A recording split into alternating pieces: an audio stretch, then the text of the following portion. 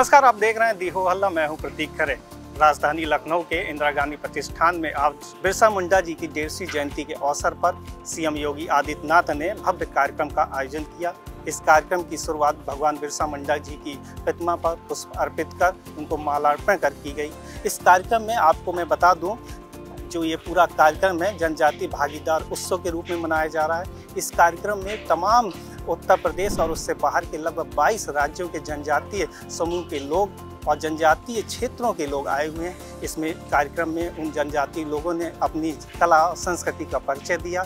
देखिए, इस दौरान उन्होंने न सिर्फ अपनी कला संस्कृति का परिचय दिया, बल्कि इस कार्यक्रम में एक प्रदर्शनी का भी आयोजन किया गया, जहां पर तमाम उस क्षेत्र के जुड़े हुए लोग आए हुए हैं। उन्होंने यहां पर स्टॉल लगाए हुए हैं और अपनी क्षेत्र की जो कला है, संस्कृति है, उसको रख रहे हैं।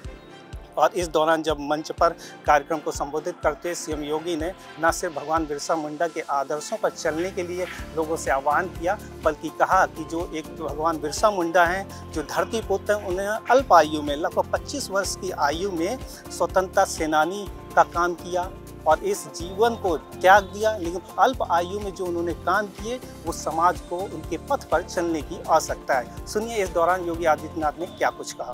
धरती आबा बिरसा मुंडा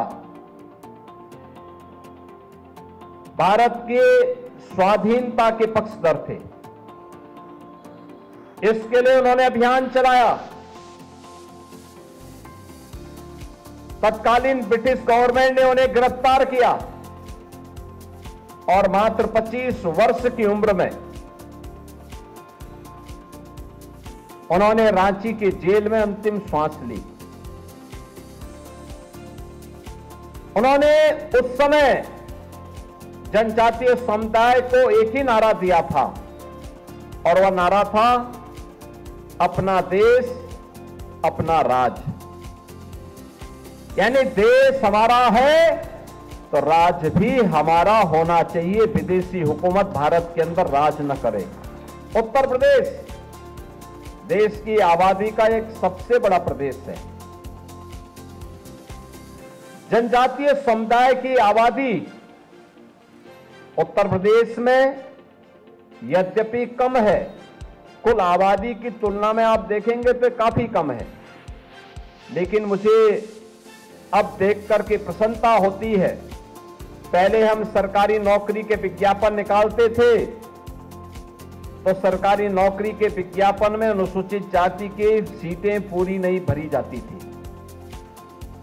अभी हाल ही में हम लोगों ने 60,244 पुलिस की भर्ती की और पुलिस की भर्ती में मैं देख रहा था कि जितनी भी सीटें अनुसूचित जनजाति के लिए आरक्षित थी, वे सभी सीटें अनुसूचित जाति की ही युवाओं ने उसको पूरा भरा है। कोई सीट खाली नहीं थी। यानी ये चीजें दिखती हैं कि उनकी शिक्षा का स्तर बढ़ा है, उनकी भागीदारी बढ़ी है, शासन की योजनाओं में उनको जो पहले वहां तक लाभ नहीं पहुंच पाता था, आज उनकी भागीदारी बढ़ाने का प्रयास हुआ है।